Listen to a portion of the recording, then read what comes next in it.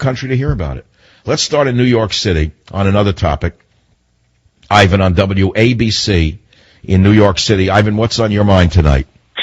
Listen, I've listened to conservative radio for about 20 years, and I'm absolutely sick of it. It's nauseating. The problem is the hosts are agitators, and they're reactionary, and they're boring. I know you're on the right track. The fundamental problem with these other conservative hosts is a lot of them are just not educated. They're not able to, they don't understand the theory of what they're doing. So all they do is they get the news and they just sort of go off what everybody else is saying. And like you said, they're committing suicide, but they're making everybody sick with this garbage. And well, no, this is the truth. I don't want to bash anyone in particular, but I got to tell you, every time I turn them on, all I hear is the same rubbish. Taxes, Obama bad, founding fathers, Constitution, George Washington, Ronald Reagan. I want to smash the radio because I know it's all malarkey. First of all, they're all very wealthy men. They're all wealthy men. How can they pose as poor workers? Does that bother you as well? If I see one more of these Boehner types with the check pants and the golf clubs, and I'm going to blow my brains out. I can't stand them. No. I'm not talking about Boehner. Boehner, we know what he is. We know Boehner is a check pants country club Republican. I am trying to save conservative talk radio from itself.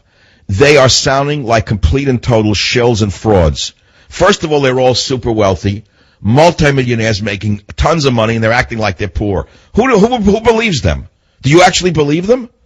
No, the other problem is they're listening to each other. I can see it. They're all incestuous. They're like West right. Virginia families. Whatever the big man says in the morning, whatever the big guy says in the morning, and whoever writes it for him is very, very boring. Whatever he says in the morning, the next wall banger follows, and then, of course, the next one follows, like mimics. It's unbelievable to listen to it. And I'm trying to save them because they're going to destroy whatever's left of the conservative movement. They don't believe it because they hate me. Now, why do you think they hate me, Ivan? Well, because you've actually got some background in not just in general education, but you've got some other. Look, these guys are DJs, and you're a PhD. Okay, I mean they're disc jockeys. They could be spinning records or whatever, tapes, CDs, but well, you want to hear something you're saying again. This is going to become too interesting where I may not be able to let it go. But I listened to a couple of them on and off, and I said, you know what they sound like? They sound like shrill communist street agitators, but they don't even understand that they sound like shrill communist street agitators because they think they're conservatives. But they actually sound like the very enemy they're talking about. They sound just like the Alinsky's that they hate. They sound like guys in a soapbox trying to drum up a crowd, and the people are walking by them and saying, I heard that baloney before, I'm not going to listen anymore. They're walking by them. They don't care what they're saying. No one believes a word they're saying. A, because they're rich, number one, and B, because the people figure, what do I want to listen to this garbage? I can't do anything about it anyway. See, unless the person has a reason to listen to you in this day and age after the election, they don't want to hear about the election anymore. Am I right about that? Yeah, you remember when Bill Clinton would talk about expectations and not getting people's expectations up so high? And he was really a master at it. And they've got everybody so hyped up and everybody so let down that they've burned out the Republican. They've burned out people instead of being realistic because they were basically dishonest. Everybody was listening to the same people with the same message, and they assumed the country felt that way, and the country didn't feel that way. I disagree with you at a certain point of your conversation for one reason. Obama rigged the election. You must not forget that a few months before the election, he granted amnesty to allegedly 1.2 million illegals. It could have been 3 million. That was number one. Number two, the illegitimate Democrat Party fought against voter ID because they knew that people were double and triple voting. So those things alone are why they won. Plus, the Republicans picked a bad candidate, a Wall Streeter who was bland. The conservative base stayed away. Many people who would have voted Republican didn't vote. But I don't want to relive the election. Ivan, what do you do for a living? I'm very curious why you have such a keen ear. I'm a lawyer, and also I took English in school, and I read a lot and I listen a lot. And I'm from another country originally. I moved from Canada to get away from socialism, and then it sort of followed me over here. Now Canada's turned into a conservative country. They've got an oil man that runs it. And it's funny, Canada has no inheritance taxes, and we here in America are following the path of the demise of the Soviet Union. Ivan, let me ask you this. You're a lawyer, you're a busy man, you're an educated man, you're keen, you listen to talk radio. What would keep you listening to radio over the next weeks and months? What would it take? I mean, I know what I'm going to be doing, but I'll tell you right now, if they keep rerunning the election and they keep simply talking about Ronald Reagan and the founding fathers, they're toast, they're finished. They're the dodo birds of the media. If that's all they're going to keep up, is talking like shill idiots about the founding fathers and the Constitution, people are going to run away from it, as they already have.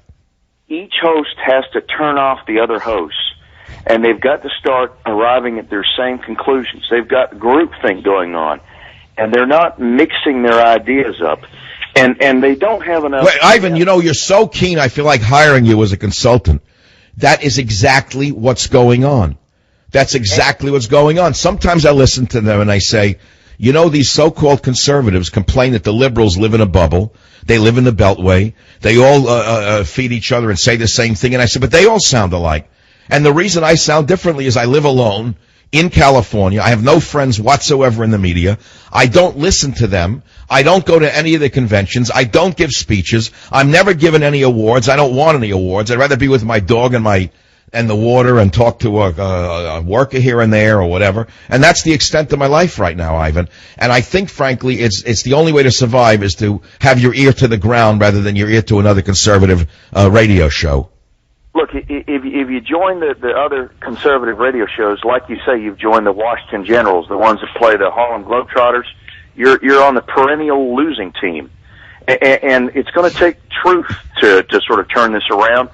But not just truth, not just being clever like Romney was, but people are also going to have fun and be cool and be interesting, and they're going to have a life outside of all this.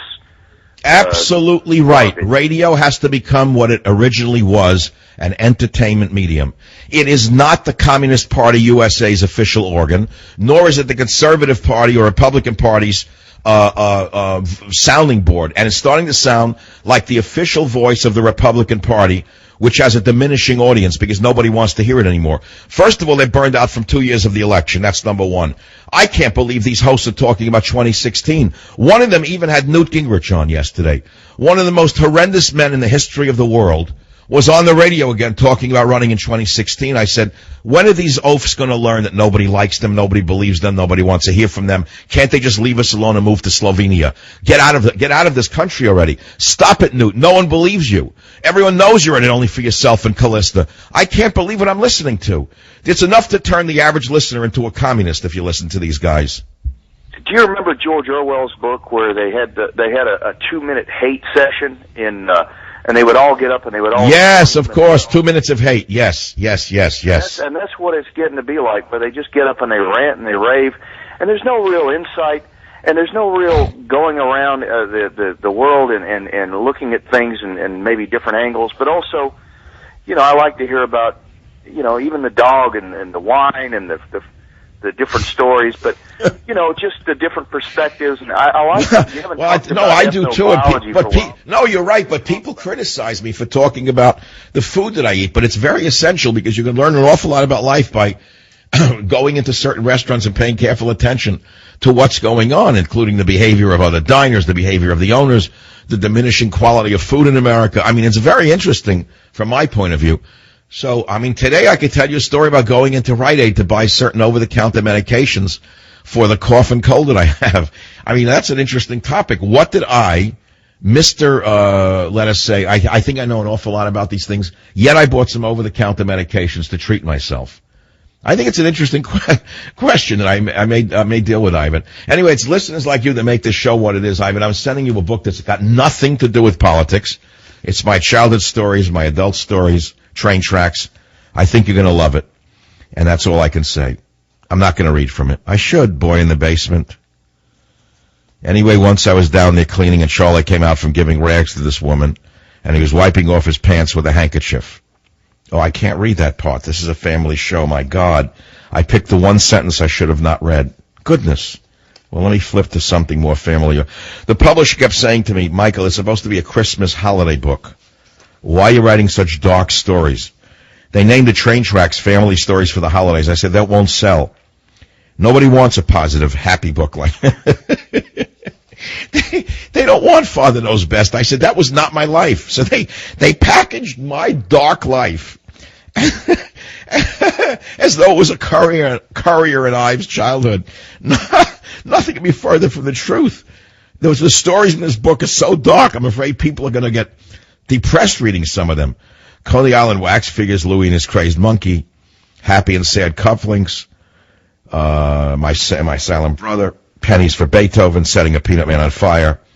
I mean, these stories are not very holiday-oriented. I don't quite understand why they made it a holiday book. All right, so it's a lot of my fiction that's fictionalized into nonfiction is what it is. And some of it's absolutely real. The Leatherman, here's a nice, cheerful holiday story. Let's say you're buying the book for a gift for the holidays, and you want a holiday. Here's a nice one. The Leatherman gets brain cancer. Now, that's a cheerful holiday story to read around the tree, isn't it? This is very good. The Leatherman gets brain cancer. What could be more cheerful? So the publisher and I had a few arguments before they published it. I said, why must you call it Family Stories for the Holidays? Can't you call it a tragicomic look at family? Because that's what it really is. I'll be right back.